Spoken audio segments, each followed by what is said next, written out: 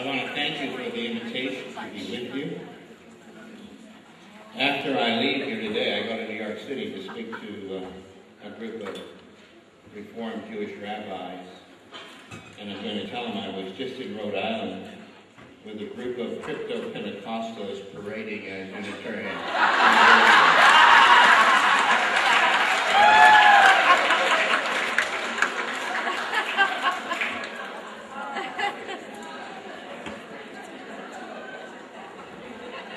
I was in South Africa in August, and I attended a Lutheran church. The service was 3 hours long. And it was kind of interesting because it was German missionaries that established these churches. And when we sang German chorales, everybody was stationary. But when we sang African spirituals, we clapped, we danced, and we moved. Okay? I studied with Dr. Edwin Friedman for 9 years, and he had studied with Dr. Murray Bowen for 20 years. I'm going to be sharing with you concepts from Bowen theory and also insights from Dr. Friedman that I think are most apropos for you as educators. In 1970, a professor at Stanford University, Walter Mischel, did an experiment with 3-year-olds. 3-year-olds were placed at tables, and in front of each 3-year-old, Mischel placed a white marshmallow. Hidden in the walls and the ceiling are television cameras. The instructions given to the children were, if you do not eat this marshmallow, and you wait until I return, I'll be gone for 2 minutes, I'll give you a second marshmallow. Dr. Mischel left the room. Some of the children ate the marshmallow as soon as he was out of sight. Others might have waited 5 seconds, some 30 seconds. And a third of them did not eat the marshmallow, in spite of the fact that Dr. Mischel stayed out of the room for 15 minutes. He called the individuals who ate the marshmallows immediately the grabbers, the one who's delayed their gratification, the delayers. And then he did an 18-year longitudinal study of these children. And he discovered that the children who were called the grabbers had more behavioral problems, more difficulties in relationships, and poorer academic scores compared to those who were able to control their impulses and instincts. I mentioned before that one of the characteristics of a mature, differentiated individual is that the individual can regulate itself, can regulate the immediacy of the moment. Then Mischel did a second experience to find out why were some able to be delayers and not grabbers. And as they observed the children, they recognized that the delayers sang to themselves, created games, counted the number of tiles in the ceiling, or in some way or other distracted themselves rather than obsessing on the object before them. There are some people who believe that the educational process, even more than conveying content or data, should be a process in which we help children, or even adults, to regulate self. And that's an important part of differentiation, maturity. Not to be bound by our instincts, but to be able to regulate them. Now, anxiety gets us itchy, gets us going. And anxiety always begins to play into the hands of our instincts. Bowen used the term emotional system to describe automatic, instinctive, reflexive behavior. Behavior that is not thought out. And for the most part, behavior that is defensive. Because the lower brain from which comes our reactive behavior is designed for survival, for self-preservation.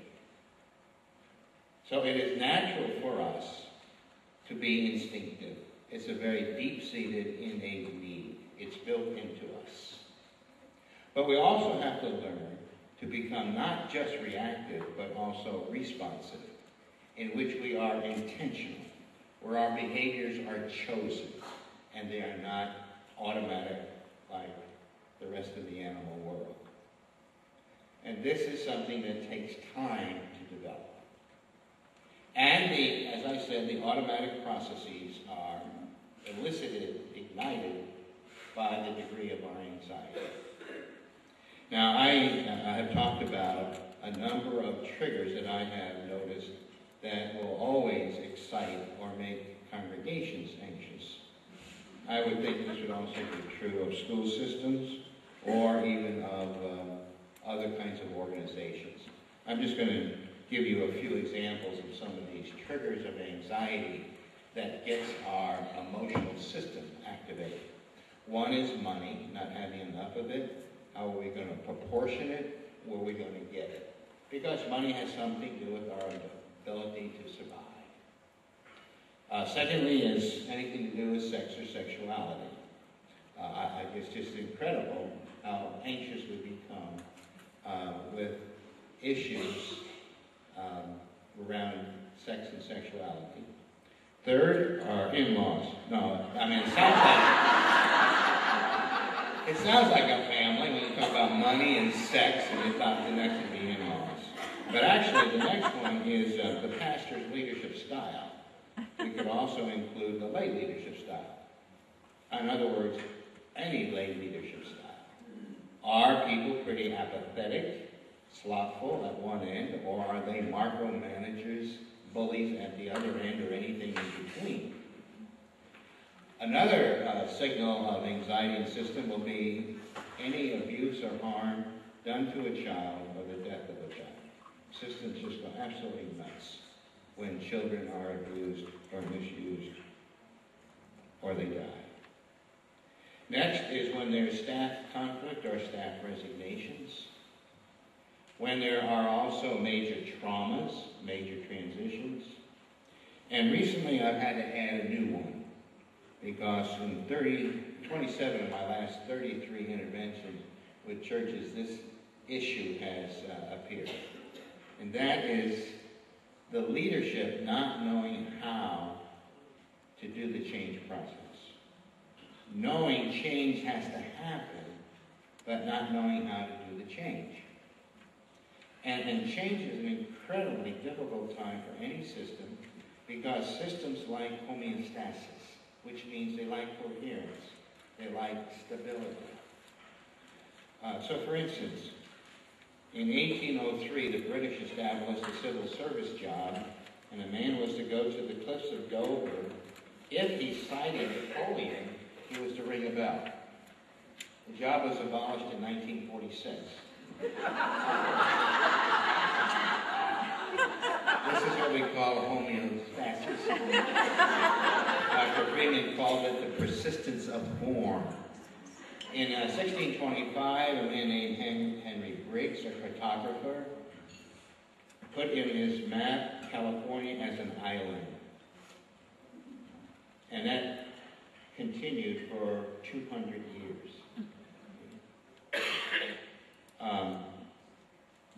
There was a man sitting on a park bench observing two workmen.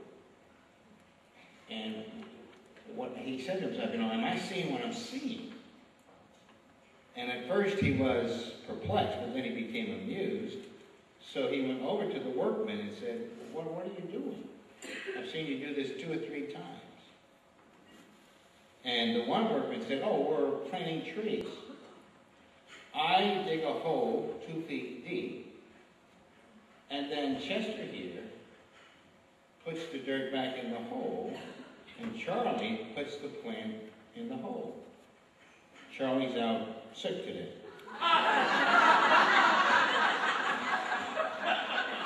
With or without Charlie, the pattern goes on. And that's also true of our relationships, as we say in systems theory. Once a pattern of behavior is developed, it's hard to change because of our need for some kind of safety or security, for our need to give power to the past and to that which is known. And that for that reason, when we do introduce change, there's an automatic resistance to it, because it creates what Anne Casimir Applebaum said is a distortion. With change comes loss, with loss comes distortion. And we would rather have things that are familiar. A neuroscientist friend of mine said he believes neurologically we human beings would prefer familiarity to happiness. We like things to be known and familiar and predictable. So one of the things that upsets any kind of system is when you introduce change. Now, the individual I have found to be most helpful to me in the change process has been John Kotter, K-O-T-T-E-R, at Harvard. And he has an 8-step process. And he says 70% of the failure of the change process begins because people don't really do the first step well. And that is to create a sense of urgency. It is important that this change happen. And then he says the second step is because one has not brought together a small group, or at least a cadre of people, to support the change that is thought of. And that also reminds me of something Dr. Friedman said. He said, all good leaders delegate anxiety. And what he meant by that is, rather than you make all the decisions, you are to see that the decisions are spread around. Because if you make all the decisions, you make yourself into a big problem. But when you can let others make decisions, the anxiety is delegated outside of just yourself. A couple other things I'd like to say about the change process. You are educators, and in many cases, education is about changing ideas, changing behaviors. And another book that has been influential in my thinking is a book by Alan Deutschmann called Change or Die. And Deutschmann is the senior editor of Fast Company magazine. And in his book, I thought it was fascinating because he said, the old way of inducing change, we used the 3 F's: facts, fear, and force. And now he says, I really think change that last should be related to the 3 R's, which he said are relate, repeat, refrain. And he refers to the Delancey Street project in San Francisco. The Delancey Street project is actually a business. And judges will assign felons to the program, especially felons who have been on drugs or have alcohol problems. And in the program, 60% of the people who leave find success in life, very high degree for people with these behavioral issues. And it's based on the 3 R's, relationships. You are related to another individual. You must look after that other person. Now, that's also a reframe, because on the street you do what? You take care of yourself. You don't take care of anybody else. And you stay there for 4 years at least, which is a repetition of learning new behaviors. And of course, if new behaviors are not practiced and reinforced, they're easily extinguished. And then he refers to Jerome Frank's book, Persuasion and Healing, a book produced about 30, 40 years ago, in which Frank, a psychiatrist at Johns Hopkins University, did a study to find out what conceptual frameworks and treatment methodologies produce the greatest success in therapy. What he discovered was it had nothing to do with your theory, your conceptual framework. It had nothing to do with the methods you used. What was crucial in a therapeutic process was the relationship that develops between the therapist and the patient.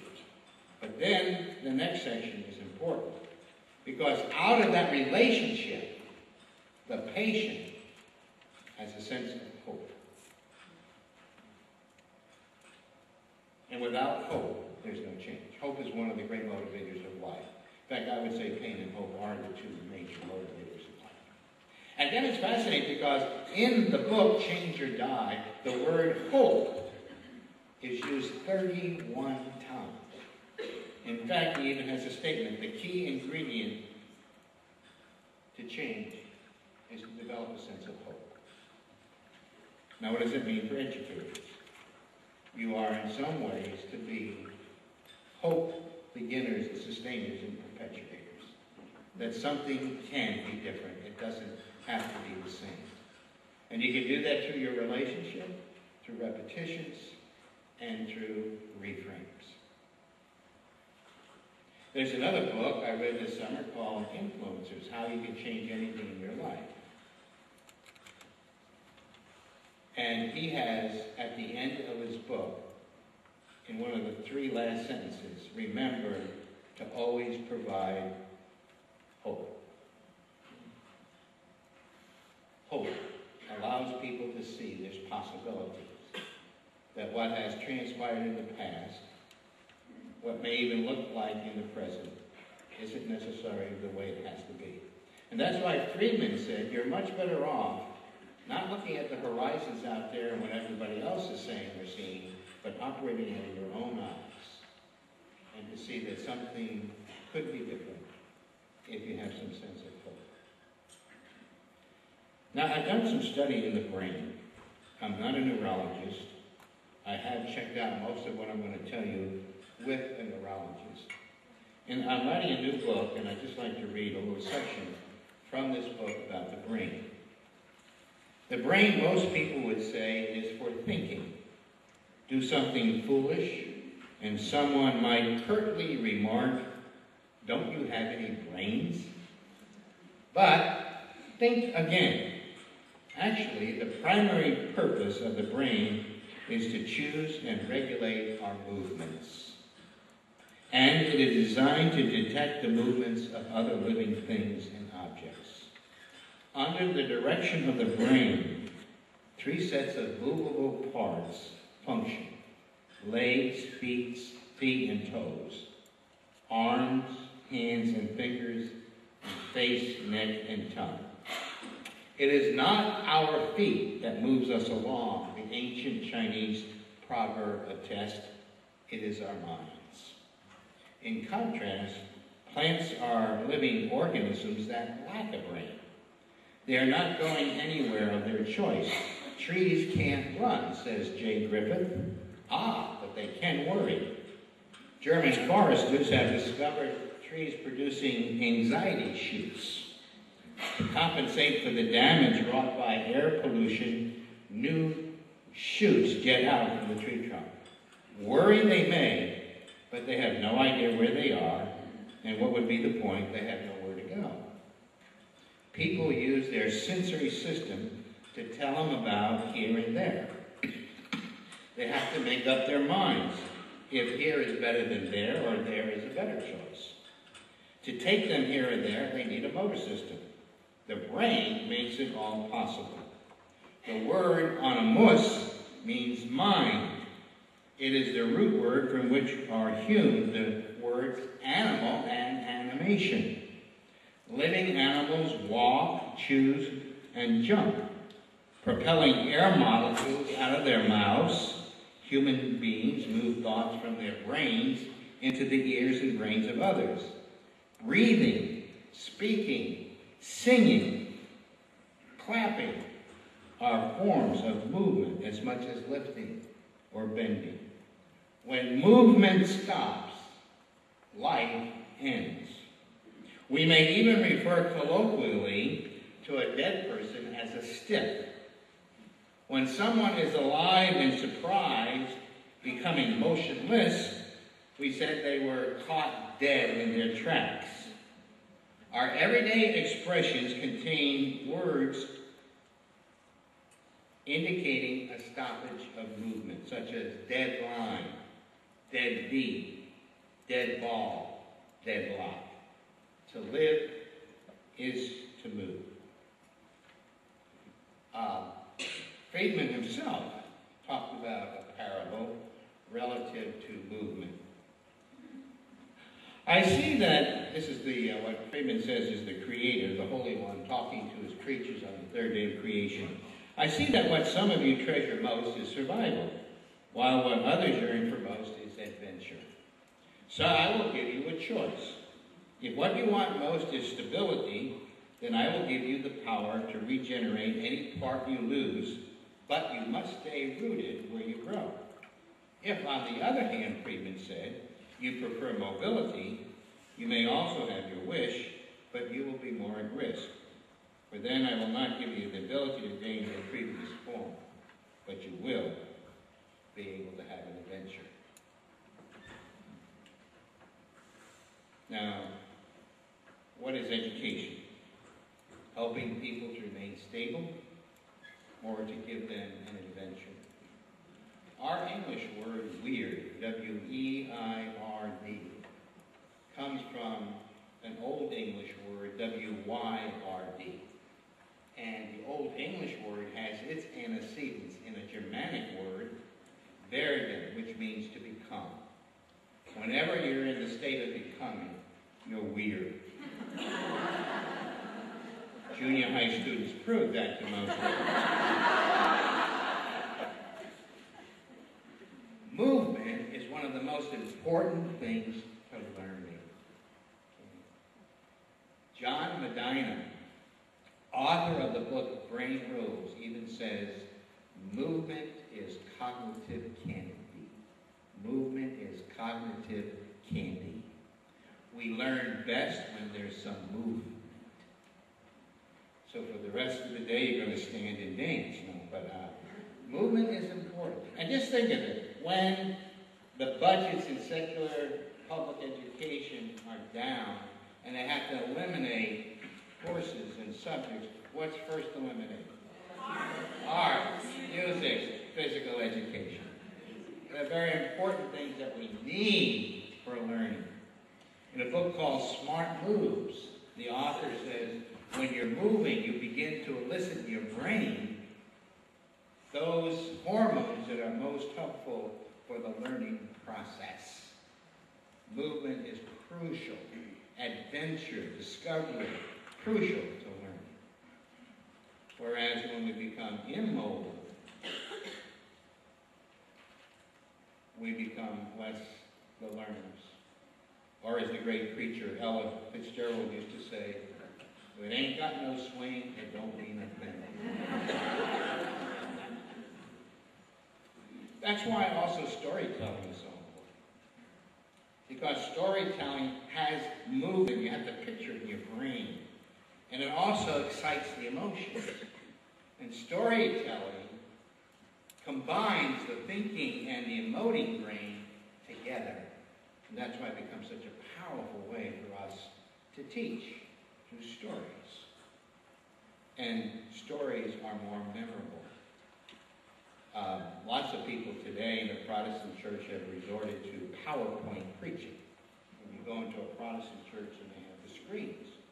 And yet research now indicates that people will remember stories far more than anything you have in PowerPoint. Just the power of storytelling. My daughter is a novelist, and she teaches creative writing. And she says one of the problems we have in the church is that we forget the cardinal rule of creative storytelling. And you as teachers are creative storytellers. In that you don't tell, you show. And we remember more when it's been shown than rather than when it's been actually said. Now, I'd also like to talk about the brain and the relationship to emotions. Out of the Enlightenment came the idea that if you use your thinking brain, you have objectivity. If you're in your emotional brain, you have subjectivity. And now we're learning that the two aren't as separated as we have believed in the past. We now know from research that emotions are necessary to making decisions. And we know from people who have had damage in the emotional brain that they cannot make up their minds. Joseph Ledoux is the major researcher in this area. People who cannot determine their own emotions or understand or see or interpret other people's emotions are not as wise as those who can. Now, what the cognitive part can do is not control the emotions, but choose which emotion to act on. Okay? And that's the responsiveness rather than the reactivity. They're both pieces of information, and they're both necessary in the learning process. Now I want to go back also to differentiation, because there were two other parts of the three parts I mentioned. If we are to be educators, helping people to become more mature, more responsible for their life, and less reactive in their lives, then we also have to help them to define who they are.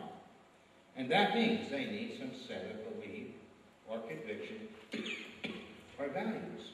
You can't define yourself in a vacuum. What is it that you believe and that you trust in life? Now, this is very, very important because it helps us to stand on our own 2 feet. And in the absence of that, we can be blown by the wind and go from one place to the other place, capitulating to others. In this situation, we're going there. Or as Groucho Marx once said, here are my values.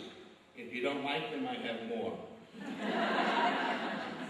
We find it hard to trust that kind of individual. Also, not only do I need to stand on my own 2 feet based on my values and convictions, so I just don't operate like a dog might automatically, I also need to stay connected to others. Now that is the difficult part, because I may be pretty sure of what I believe and what my values will be, but the other person may react to them and not be in concert with me. So how do I stay connected to them? Obviously, I can't stay connected to them if I'm going to be reactive to them. But I can if I'm more responsive to them.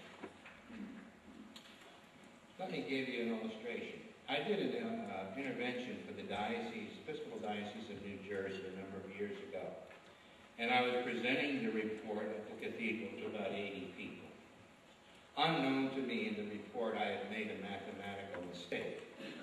I said that 15% of the people that I had interviewed were solidly in support of the bishop, and 25% that I interviewed were adamantly in opposition to the bishop. And this 40% is fighting for the 50% in the middle. I didn't know that I had made that mistake. But in the audience, there was a psychologist from the American Psychological Testing Service. And he saw this immediately, and he said, if you can't even add, how can we trust the rest of this report? Now, my first instinct was to defend myself. But I have a mantra that I have created. When you're under attack, you don't defend, explain, or justify. And I've also added to that, you don't withdraw or blame. Because all you're doing is throwing meat to the hungry animal out there, to the attacker. It reinforces the attack. So I stopped for a moment. By the way, I do far better with churches than I do at home.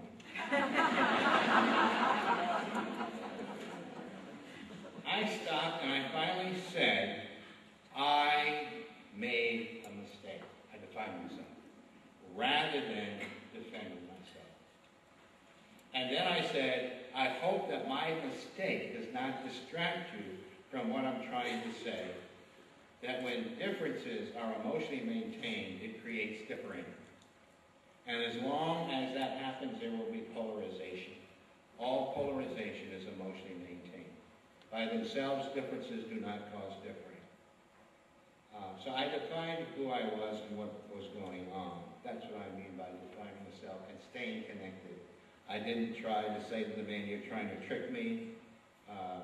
You must want to sabotage my process, but that's the you statements. And when you get into the you statements, you're out of control. The I statements always keep you in control. I think, I feel, I want, I believe, okay? And sometimes it's very hard to stay in that form of speech, especially when you're under attack. All right, now there's problems in differentiation, in seeking maturity, because these two basic needs of being a self and staying connected can get out of whack, be imbalanced considerably. So when I'm afraid to be a self, to stand up for myself, to take my behavior based on my beliefs, I can then go to the opposite end and get into what is called emotional fusion. In emotional fusion, two people get so wrapped up into each other, you don't know where one begins and the other ends. Fusion is a word from physics. And it indicates that when you melt metals together at a certain temperature, each metal will begin to lose its properties, its distinctiveness, its specificity. And you won't be able to tell one metal from another.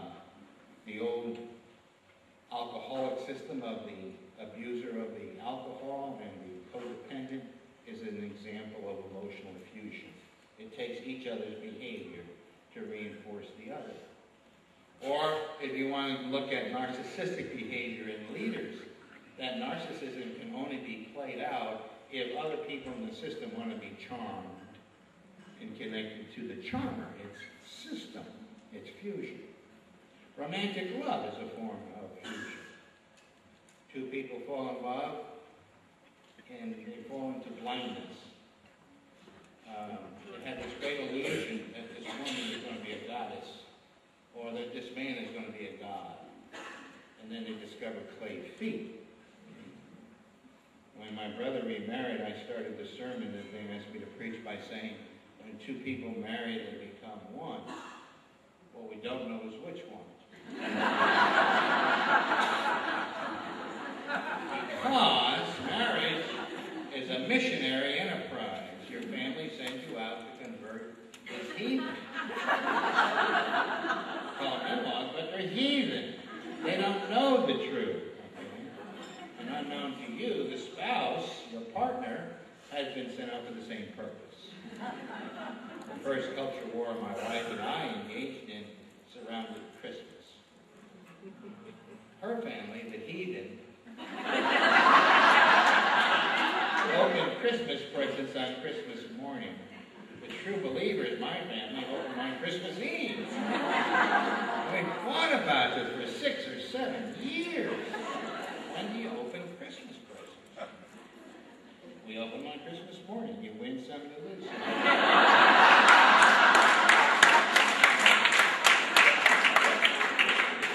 But our older children who now come home every Christmas say, why don't we open some presents on Christmas Eve? It's there in the emotional system. It hasn't been forgotten. Now, the other end is emotional cutoff. And there are certain behaviors that indicate to you that somebody's emotionally cut off in a significant relationship. Because people who are emotionally cut off tend to get their identity over against other people. So if I can give you a negative identity, thereby I get a positive identity. You wonder if the Jews and the Palestinians could ever find peace, or are they an emotional system? Two parts of the system. And they get their identity over against each other. And I need you, so I can give you a negative opinion, so I can have my positive opinion. And it's not just Jews and Palestinians. It works wherever there might be opposites. Secondly, when you are emotionally cut off, you tend to become dogmatic, doctrinaire, opinionated, too sure of your own answers. It's going to be your way. And by the way, if you want to eliminate closeness in your life, intimacy, become omniscient. You won't need anybody to tell you anything, and no one will really want to get close to you. They can't give you anything. But that tends to be what happens. emotionally cut off. Third, the anxiety that's there in the original relationship and from which you withdraw by cutting off goes underground. Goes underground. It doesn't disappear. Many of you have heard of passive-aggressive behavior. It's somewhat like that. Passive-aggressive behavior is behavior where you're angry, and you don't get angry, but you get even. Okay. Someone, by the way, told me this little story. A passive-aggressive is comparable to a big puppy dog who puts its paws on your shoulders and licks your neck. And while it's doing that, it's peeing on your pants. Graphic description of that behavior. Well, the same thing happens with anxiety as with anger. When it goes underground, it doesn't disappear. It's just waiting for a new opportunity to be released. Now, in emotional systems, we know that anxiety will be focused on two functioning positions. And this is crucial for you as a teacher, because you'll be in one of these positions primarily, and that is the responsible position. We dump our anxiety on the people in the responsible position. Or we dump the anxiety on people who are in the vulnerable position. Either the responsible or vulnerable, that ends. So today we dump a lot of our anxiety on immigrants.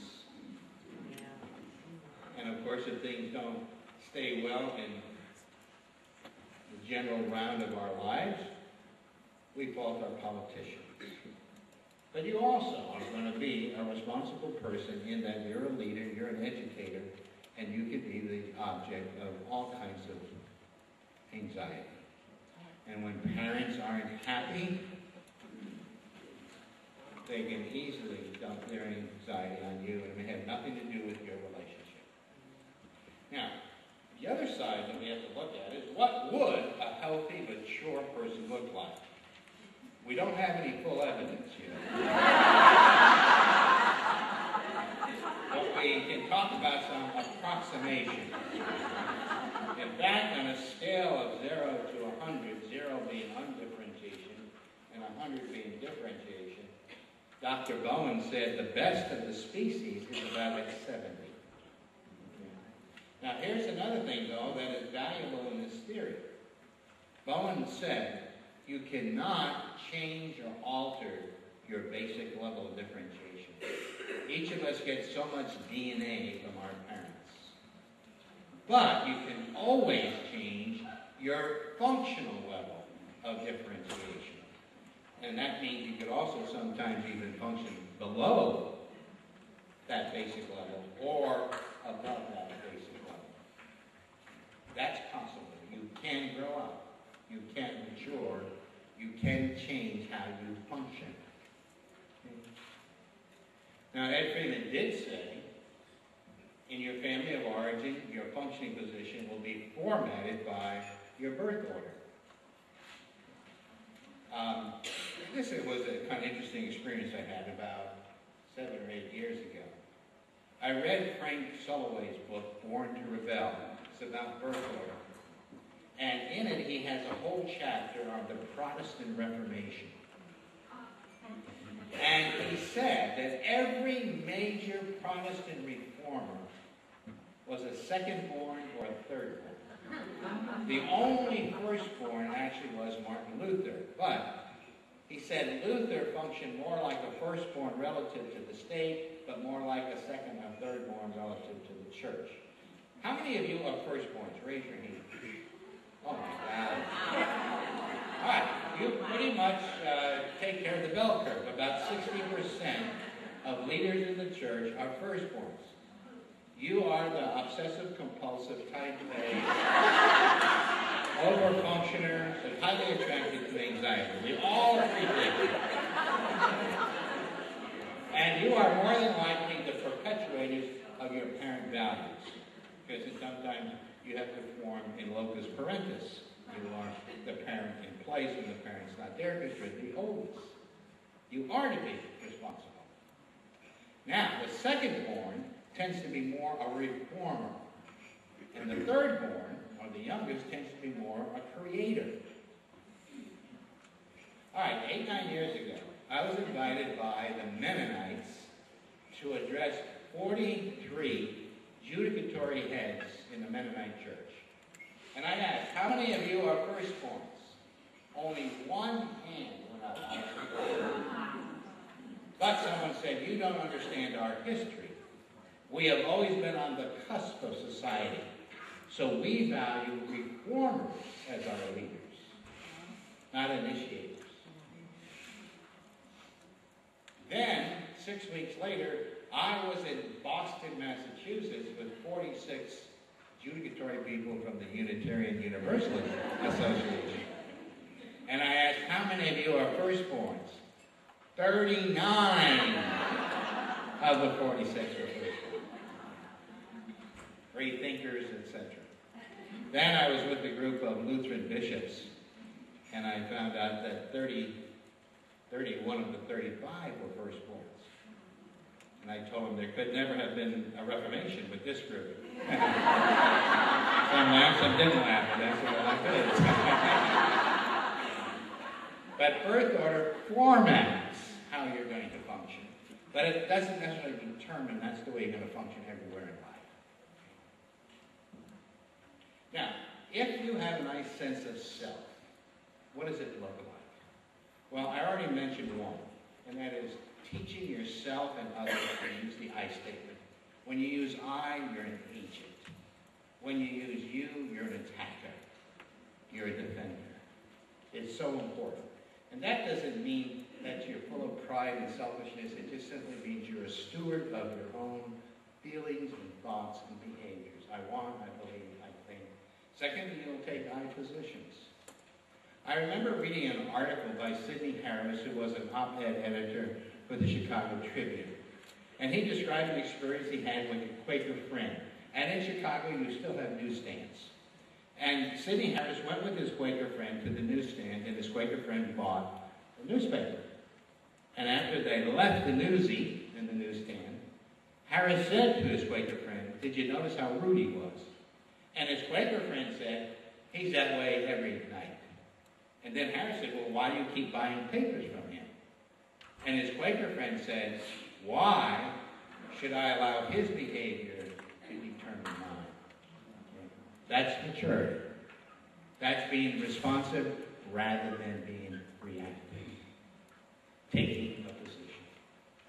Third, Ed Freeman said you cannot be a fairly well-differentiated self without a direction.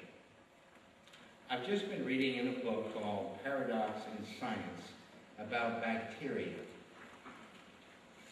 And it's kind of interesting. Bacteria in our bodies swim. Okay? And when they go clockwise, they go in a straight path. And what are they after? They're after food. Well, how do they know where the food is? By the smell. And when the smell becomes weaker, then the bacteria goes counterclockwise. But when it goes counterclockwise, it's no longer going straight, it's tumbling and going in all kinds of directions. And once then it begins to sense the smell is stronger, it then reverts and back to the straight path to go to the goal. I think that's rather fascinating. You have to have a goal, a direction, a purpose. And sometimes it's going to be chaotic. You're going to be tumbling. You're going to be off course. And isn't that part of the discovery process? Thinking out of the box, outside the lines, etc. Our bacteria are pretty creative because they need to get to the goal of the food. This past summer, I was visiting my brother who lives on the shore of Long Island on the Great South Bay. And he took me out for a boat ride and several others. It was the middle of the afternoon.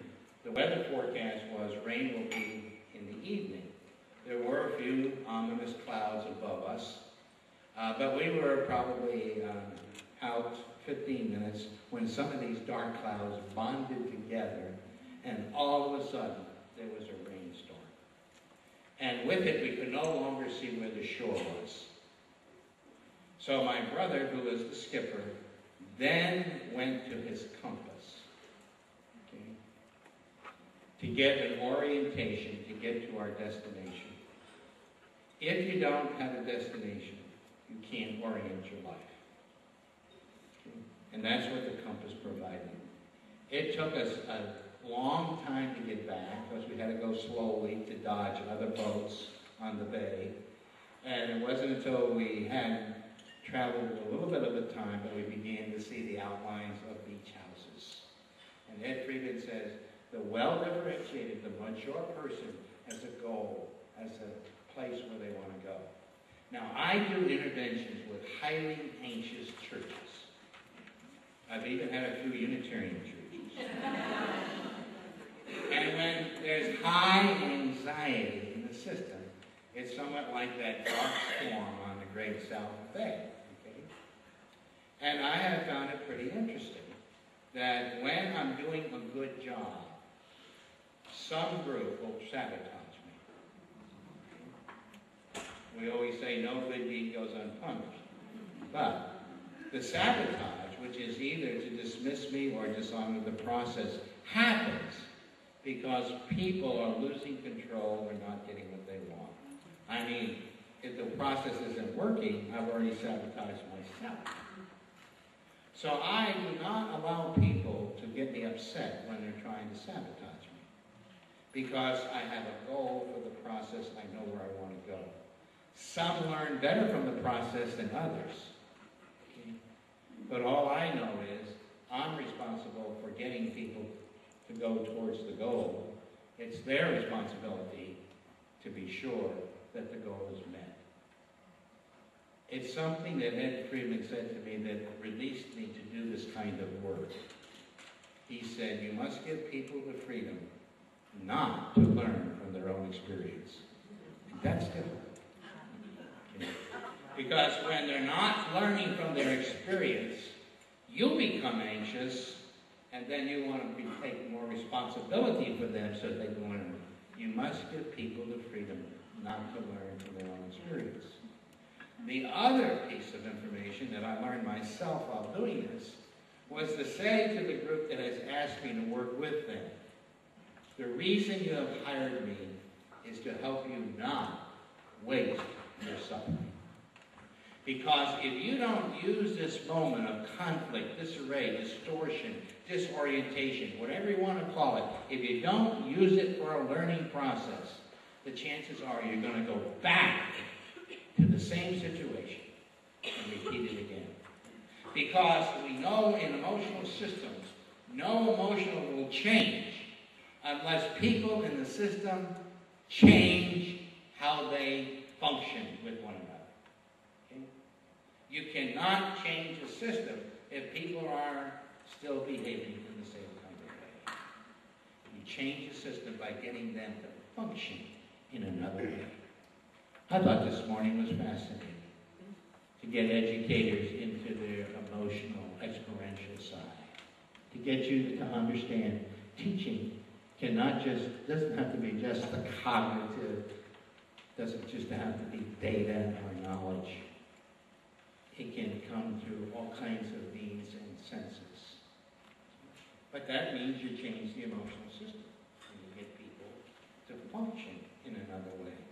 Your marriage, your work situation, your congregation, your classroom, none of it will change if people keep functioning as they've always been functioning.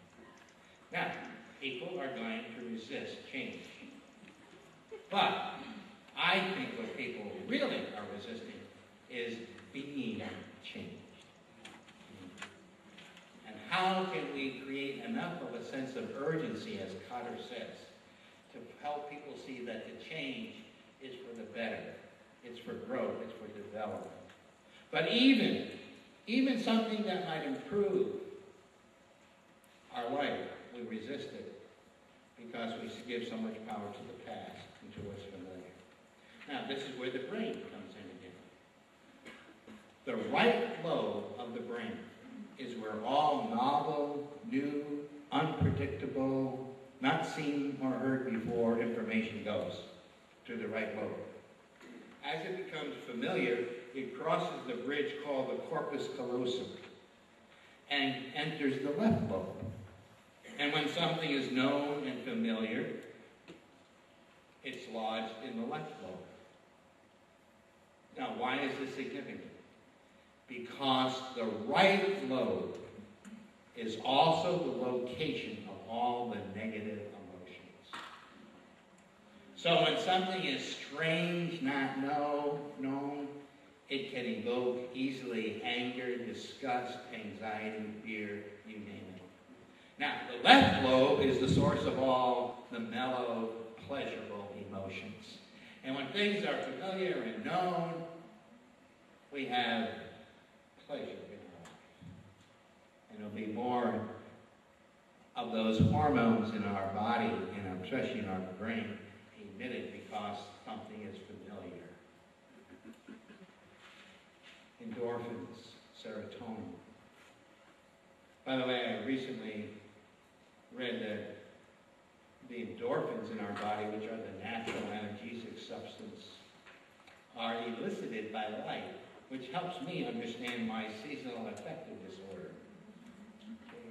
I find it very difficult, even though I was raised in New York, to deal with dark gray clouds day after day. I'm just not getting enough endorphins. I have a friend in North Dakota who has a lamp under which he goes daily to get his endorphins going. You probably know some people who need a lamp. Anyway, it also helps me understand why all the happiness, jolly religion comes out of California, Texas, and Florida. And why all the grim existentialists are in the Northeast. You need some more light up here. Dr. Jerome Brookman, a surgeon, in his book, The Anatomy of Hope, says the body will not even produce endorphins when the person is hopeless. You know, I think we can learn so much from the body, how the body speaks and talks and relates. The body will not produce the very thing that it needs if you and I are in the level of endorphins. Now, I want to talk about the amygdala, another part of the brain.